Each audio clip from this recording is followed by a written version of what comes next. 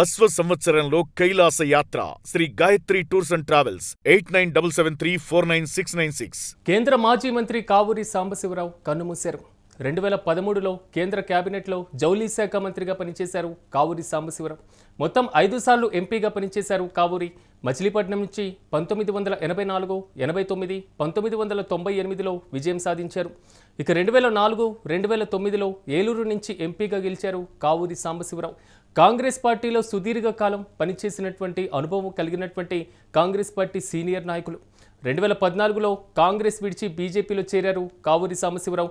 1943లో జన్మించారు కావూరి సాంబశివరావు. కావూరి మరణంతో మాత్రం కార్యకర్తల్లో తీవ్ర దిగ్భ్రాంతి వ్యక్తం చేస్తున్నటువంటి పరిస్థితులు కనబడుతున్నాయి. ఇక ఇదే అంశానికి సంబంధించి మరింత సమాచారం మా ప్రతినిధి వెంకట్ అందిస్తారు.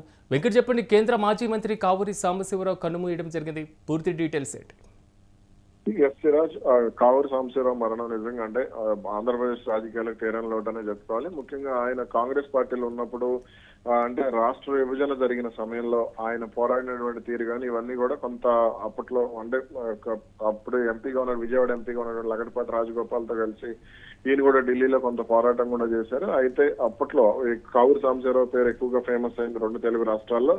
ఇక ఇదే సమయంలో అంటే కావూరి సాంబశివరావుకి సంబంధించి కొన్ని ఆసక్తికర విషయాలు కూడా మనం చూసుకోవచ్చు. 1984, 89, 1998లో ఆయన కాంగ్రెస్ అభ్యర్థిగా మచిలీపట్నం నియోజకవర్గం నుంచి విజయం సాధించారు. తెలుగుదేశం పార్టీ హవాలో కూడా ఆయన 1984లో విజయం సాధించడం అనేది నిజంగా అద్భుతం అనే చెప్పుకోవాలి. ఇక 1998లో కూడా అప్పట్లో తెలుగుదేశం పార్టీ హవా నడిచింది. అప్పుడు కూడా ఆయన కావూరి సాంబశివరావు ఎంపీగా గెలవడం జరిగింది. ఇక 2004, 2009లో యూపీఏ 1, యూపీఏ 2లో కూడా ఆయన ఎంపీగా విజయం సాధించారు. ఇక 2013లో యూపీఏ ప్రభుత్వంలో కేంద్ర జౌళి శాఖ మంత్రిగా కూడా బాధ్యతలు నిర్వహించారు కావూరి సాంబశివరావు. అయితే ఆంధ్రప్రదేశ్ విభజనకు వ్యతిరేకంగా ఆయన గళం విప్పడం జరిగింది. 2014లో కాంగ్రెస్ పార్టీకి అలాగే మంత్రి పదవికి కూడా ఆయన రాజీనామా చేయడం అప్పట్లో సంచలనం. ఆ తర్వాత మే 2014లో బీజేపీలో అప్పుడు ఏపీలో బీజేపీ టీడీపీ కూటమిలో భాగంగానే ఎన్డీఏ కూటమిలో ఆయన బీజేపీలో చేరడం జరిగింది. ఇక పారిశ్రామిక రంగంగా కూడా ఆయనకు మంచి పేరుందని చెప్పుకోవచ్చు. వ్యాపార పరంగా ప్రోగ్రెసివ్ కన్స్ట్రక్షన్స్ అనే ప్రముఖ నిర్మాణ సంస్థను కూడా ఆయన స్థాపించడం, ఆ సంస్థ ద్వారా దేశవ్యాప్తంగా అనేక భారీ సాగునీటి ప్రాజెక్టులు కానీ విద్యుత్ ప్రాజెక్టులు కానీ నిర్మించడం, హౌసింగ్ కాంప్లెక్స్ కూడా ఆయన నిర్మించారు. ఇక సామాజిక సేవా పరంగా ఇటు కావూరి చారిటబుల్ ట్రస్ట్ ద్వారా పేదలకు విద్య, వైద్యం వంటి రంగాల్లో కూడా కావూరి సాంబశివరావు సేవలు అందిస్తున్నారు. అలాగే ఇటు విద్యా రంగంలో కూడా ఆయన పెట్టుబడులు పెట్టారు. హైదరాబాద్ లో అటు కావూరి హిల్స్ అని మనకు బాగా తెలిసింది. అదే దాదాపుగా అది హైదరాబాద్ అభివృద్ధిలో కూడా కావూరి హిల్స్ పాత్ర అనేది ఎక్కువగా ఉంటుంది. అంటే అక్కడ ఆ ప్రాంతంలో కూడా కొంత మంచి అది ల్యాండ్ మార్క్ గా కూడా మనం వింటూనే ఉంటాం.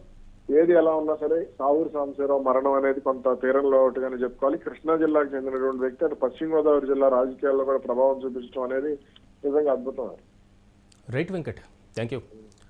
కేంద్ర మాజీ మంత్రి కావూరి సాంబశివరావు కన్నుమూశారు. 2013లో కేంద్ర కేబినెట్లో ఆయన జౌళి శాఖ మంత్రిగా పనిచేసినటువంటి అనుభవం, అది కూడా కేబినెట్ ర్యాంక్లో పనిచేయడం జరిగింది. రాష్ట్ర విభజన సమయంలో ఆయన పూర్తి స్థాయిలో కేంద్ర కేబినెట్ మంత్రిగా వ్యవహరిస్తున్నారు. తర్వాత కాంగ్రెస్ పార్టీ అధిష్టానాన్ని తీరి యొక్క వ్యతిరేకత, మరి ముఖ్యంగా చెప్పుకోవాలంటే ఏపీ తెలంగాణ విభజనకి సంబంధించినటువంటి అంశంలో మాత్రం అసంతృప్తి వ్యక్తం చేసినటువంటి పరిస్థితులు పలు సందర్భాల్లో కూడా పలు వేదికలపైన ప్రస్తావించినటువంటి పరిస్థితి కూడా మనం చూసాం. మొత్తం 5 సార్లు ఎంపీగా పనిచేశారు కావూరి సాంబశివరావు. ఇక మచిలీపట్నం నుంచి 1984, 1989, 1993లో ఆయన విజయం సాధించడం జరిగింది. ఇక 2004, 2009లో ఏలూరు నుంచి ఎంపీగా పనిచేశారు కావూరి సాంబశివరావు. 2014లో కాంగ్రెస్ పార్టీని వీడి బీజేపీలో చేరారు. అయితే రాష్ట్ర విభజనను ముందు నుంచి వ్యతిరేకించారు కావూరి సాంబశివరావు.